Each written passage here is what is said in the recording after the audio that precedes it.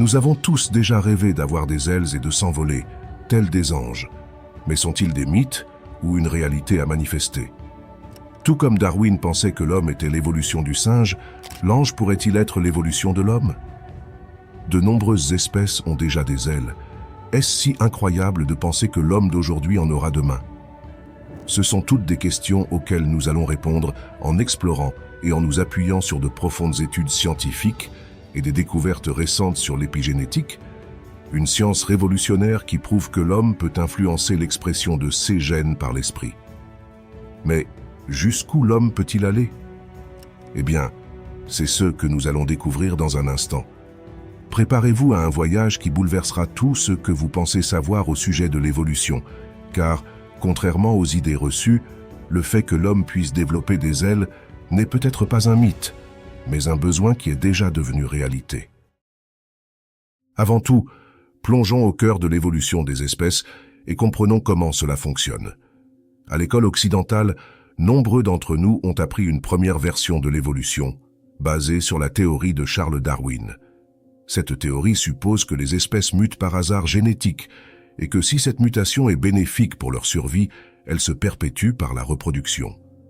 Par exemple, selon Darwin, si un lion et une lionne s'accouplaient et qu'un des lionceaux développait par hasard des griffes plus longues, lui permettant de mieux chasser et donc de mieux survivre, alors cette mutation aurait des chances de se perpétuer via la reproduction.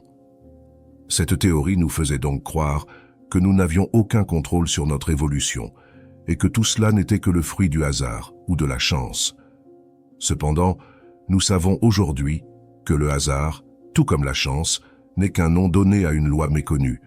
De plus, la science sait maintenant que les mutations génétiques sont dues à un facteur bien précis, que l'on peut consciemment influencer. Pour bien comprendre cela, découvrons une seconde théorie de l'évolution, bien plus proche de la réalité, le lamarckisme. Proposée par le naturaliste Jean-Baptiste Lamarck, cette théorie explique que les mutations génétiques résultent d'un principe de cause et d'effet. Pour Lamarck, le changement de milieu provoque celui des besoins, puis des habitudes, enfin des organes et des formes corporelles, du fait que tout organe se développe quand il fonctionne et s'atrophie s'il reste inutile. Ainsi s'explique le long cou de la girafe, les pattes palmées des oiseaux aquatiques, etc. Prenons l'exemple de la girafe pour illustrer ce processus d'évolution selon Lamarck. Imaginons une époque où la girafe vivait dans la savane, où l'herbe au sol était verte, la pluie abondante et la température modérée. Au fil des années, le climat change, la pluie devient rare et la température augmente. En conséquence, l'herbe au sol commence à sécher et la nourriture se fait rare. Les principales feuilles vertes se trouvent désormais principalement sur les branches des arbres en hauteur. La girafe développe alors consciemment un nouveau besoin, atteindre les feuilles des arbres en hauteur. Ce besoin, né dans l'esprit de la girafe, se traduit par un changement d'habitude. Elle commence à manger les feuilles des arbres en hauteur. Avec le temps, cette nouvelle habitude se traduit par une mutation des nouvelles cellules formées, entraînant un allongement du cou de la girafe.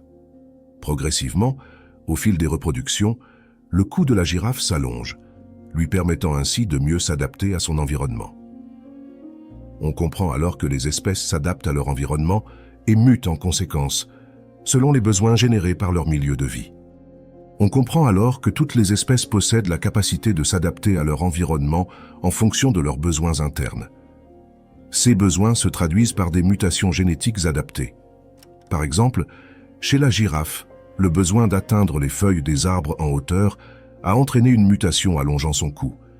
Chez l'orang-outan, le besoin d'accroître son agilité pour grimper aux arbres a fait évoluer ses pieds en main, lui donnant ainsi 4 membres fonctionnant comme des bras. Prenons l'exemple des ailes. Selon le lamarckisme, on pourrait imaginer que la chenille, initialement un animal rampant, aurait observé d'autres insectes comme les scarabées ou les oiseaux en plein vol.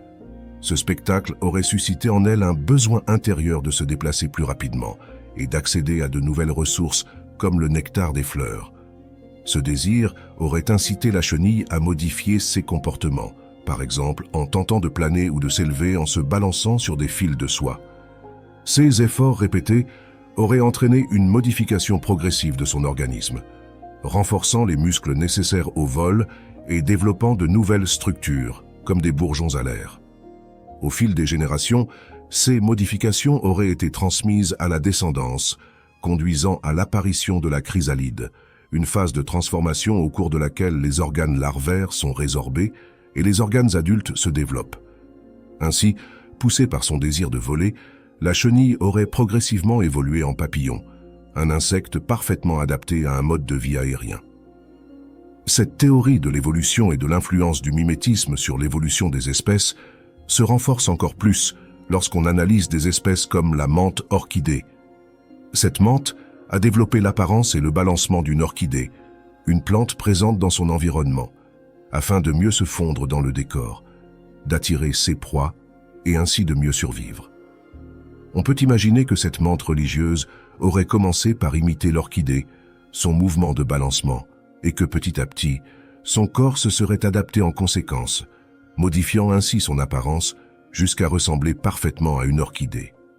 Mais bien que cette théorie semble extrêmement plausible et logique lorsqu'on observe la nature, est-elle prouvée scientifiquement? Eh bien oui, et bien plus qu'on ne l'imagine.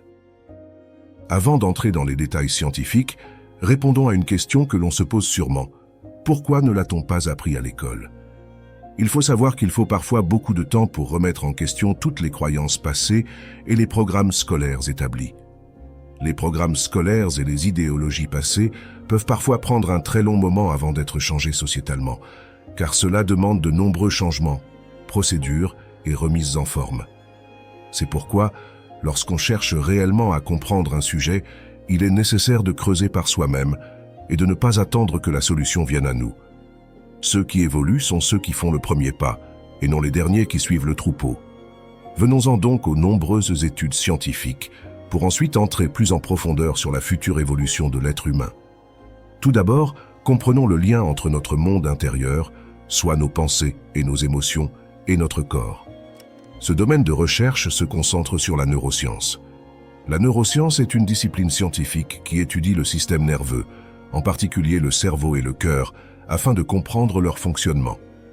Bien que nous soyons familiers avec l'idée que notre cerveau est un organe composé de milliards de neurones interconnectés, peu de gens savent que notre cœur possède lui aussi un réseau neuronal intrinsèque. Ce petit cerveau cardiaque est un système complexe qui régule les battements de notre cœur et communique en permanence avec notre cerveau.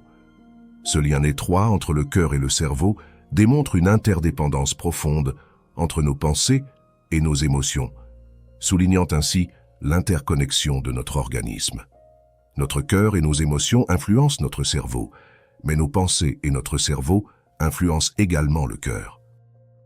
Notre corps est un seul organisme interconnecté, et l'erreur principale de l'être humain a été de le diviser illusoirement. On comprend ici que nos pensées et nos émotions communiquent en permanence avec tout notre organisme via nos réseaux neuronaux. C'est la raison pour laquelle nos pensées et nos émotions influencent directement notre santé, notre génétique et tout notre être, tout simplement parce qu'ils sont l'origine de tout.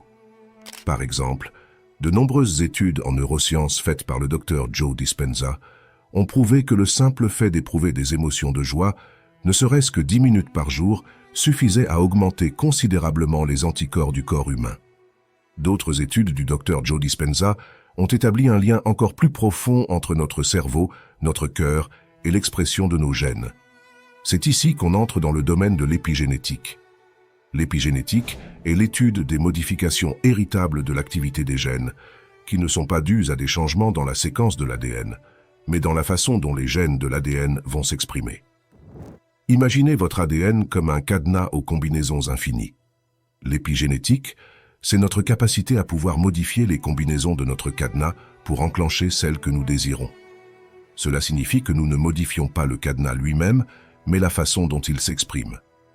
Eh bien, le cadenas représente notre code génétique, soit notre ADN, et les combinaisons représentent la façon dont notre ADN va s'exprimer au travers de nos gènes. Pour faire simple, notre ADN a un potentiel infini, et nous avons la capacité de l'exprimer de toutes les manières que l'on souhaite, comme des Legos que l'on assemble de la façon dont on veut pour former la création que l'on souhaite. C'est ainsi que l'on peut enclencher différentes mutations génétiques, car dès lors que l'on change nos pensées, nos émotions et nos habitudes, nous changeons la façon dont vont s'exprimer nos gènes, en activant à la hausse certains gènes et en régulant à la baisse d'autres. C'est ce principe d'effet et de cause qui provoque les fameuses mutations génétiques. Alors, est-il possible que l'homme développe des ailes ou d'autres mutations génétiques? Eh bien, répondons à cette question en détail. D'abord, comprenons que le fait d'avoir des ailes n'a rien d'incroyable, et que c'est quelque chose que les animaux ont réalisé maintes fois depuis des milliers d'années. Il est bien plus complexe d'inventer un téléphone portable ou une intelligence artificielle que de déclencher des mutations génétiques qui ne sont que le fruit de la vie. Cependant, l'homme moderne a perdu illusoirement ce lien en se déconnectant de la nature, se considérant comme un être à part.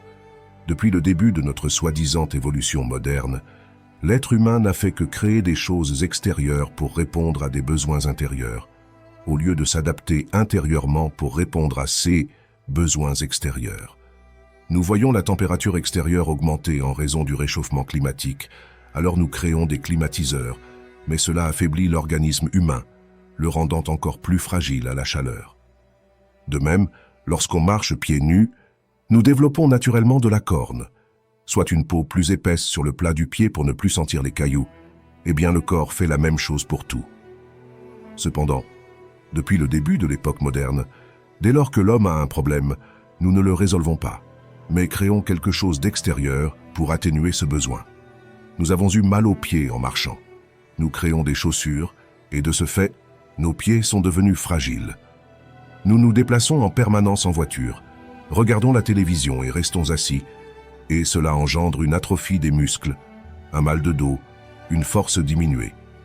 Et dès que ces problèmes apparaissent, la première solution est parfois de sauter sur un médicament contre le mal de dos, ne comprenant pas que le mal de dos est dû au manque d'activité physique, et que prendre un cachet ne fait que camoufler la cause originelle du problème, sans le résoudre. C'est identique au sujet de notre système immunitaire. Lorsqu'un virus apparaît, nous mettons des masques, faisons des vaccins ou prenons des médicaments, au lieu de nous adapter pour résister à ces virus. Dès qu'une maladie prend forme, certains prennent des cachets et diminuent ainsi leur capacité génétique à contrer naturellement la maladie. Toutes ces choses qui semblent justes à l'homme conduisent à la même finalité, la mort du corps. Mais outre ce fait, il y a également les idéologies préprogrammées dans l'esprit humain.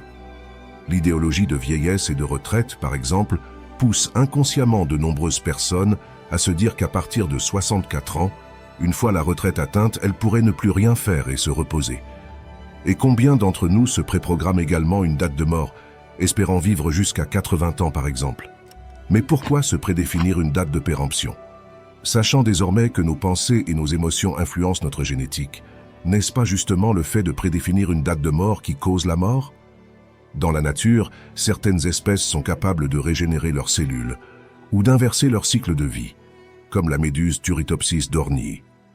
L'immortalité, qui semble donc être quelque chose d'incroyable ou d'imaginaire, est pourtant déjà présente et manifestée dans la nature. Alors pourquoi pas l'homme? Précédemment, nous avons vu avec le lamarckisme que le changement de milieu provoque celui des besoins, puis des habitudes, et enfin des organes et des formes corporelles, car tout organe se développe quand il fonctionne et s'atrophie s'il reste inutile. On pourrait penser que pour que l'homme développe des ailes, il devrait changer d'environnement pour modifier ses besoins, puis ses habitudes, ce qui se traduirait ensuite par une mutation génétique.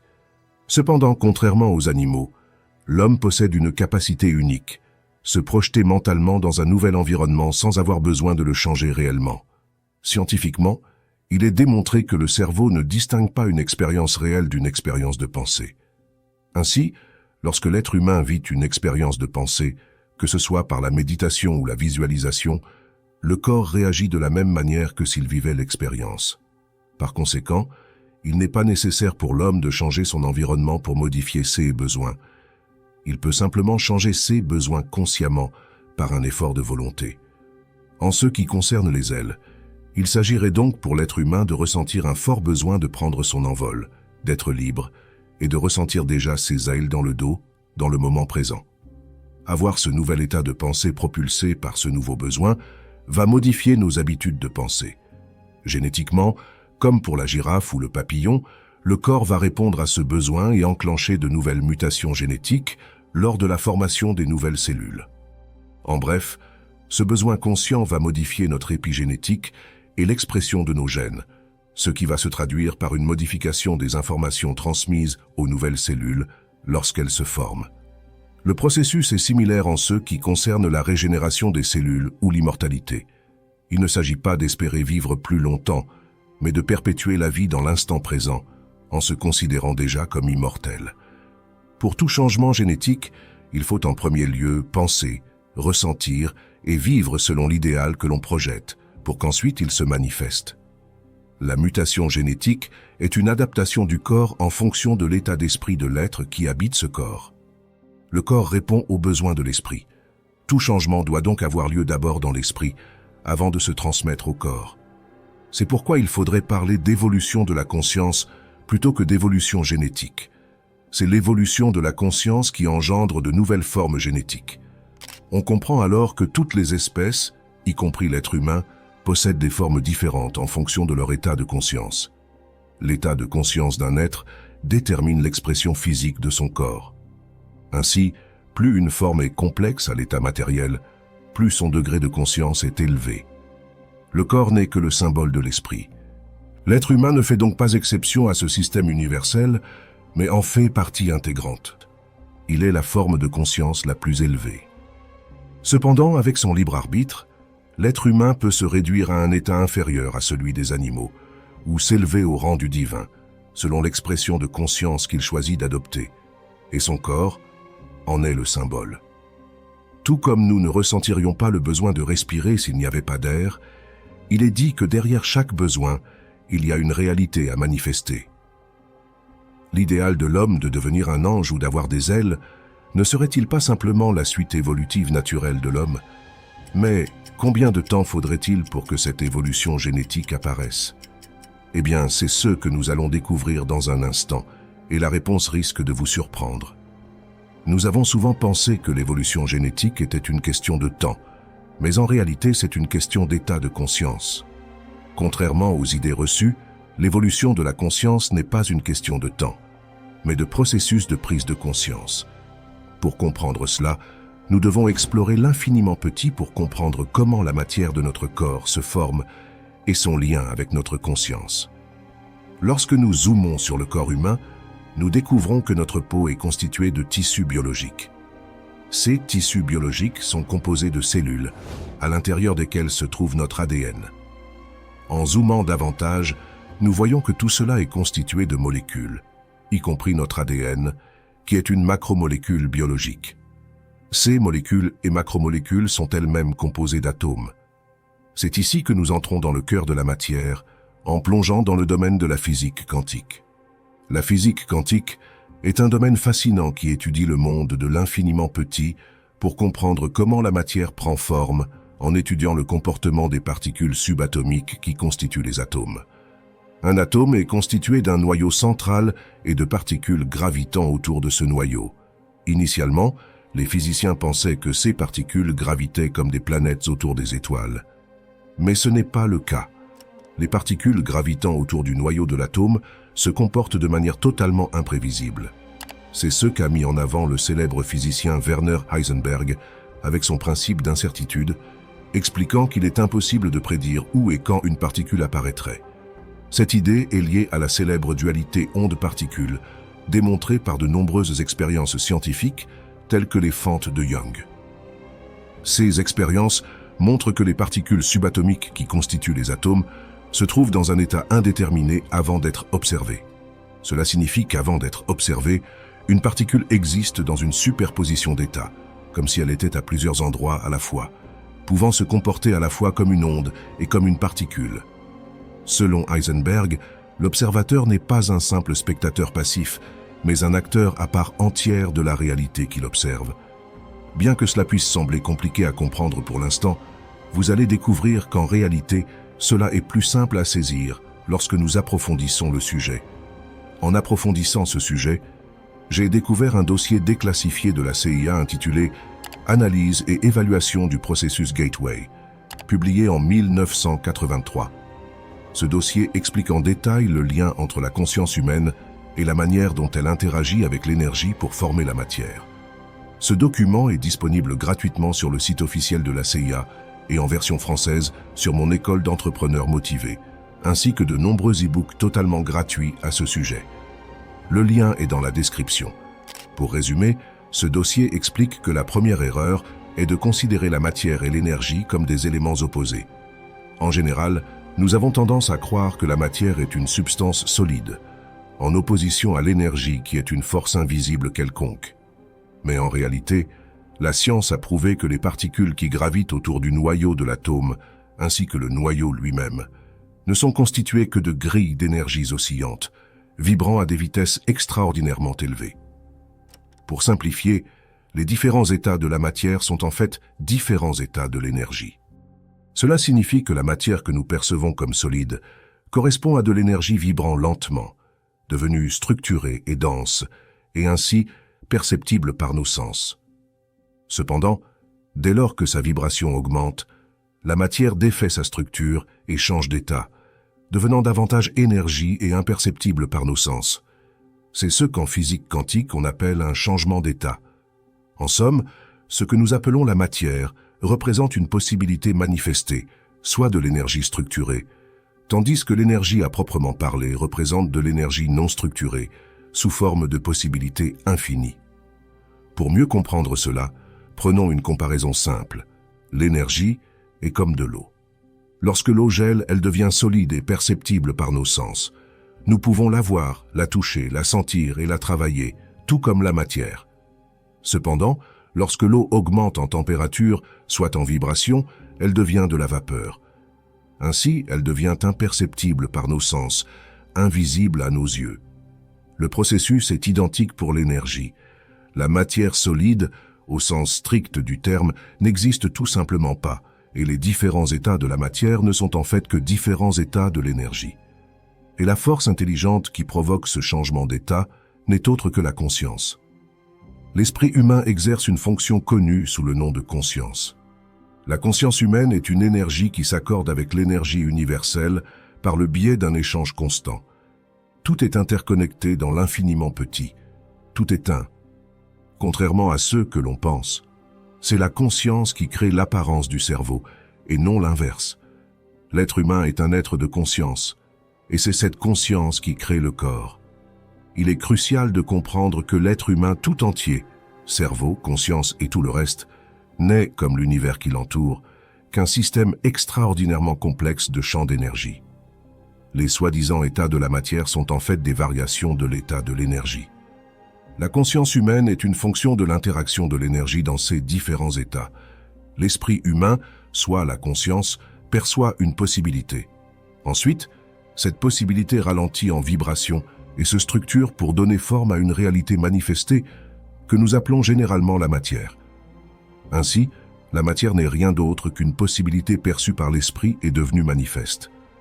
Pour revenir aux mutations génétiques, comprenons que si nous accélérons notre esprit, c'est-à-dire notre processus de prise de conscience, nous accélérons également la vitesse à laquelle les mutations génétiques se produisent. La notion d'espace-temps, soit la distance entre un événement et un autre, est déterminée par notre état de conscience. Le temps, étant la séparation entre deux points de conscience, peut être réduit en rapprochant la pensée de ceux que l'on veut de l'expérience de la voir. Pour y parvenir, nous devons incarner notre idéal dans le moment présent. En supprimant la notion de distance ou de délai entre la pensée et l'événement, nous devenons ceux que nous souhaitons être ici et maintenant.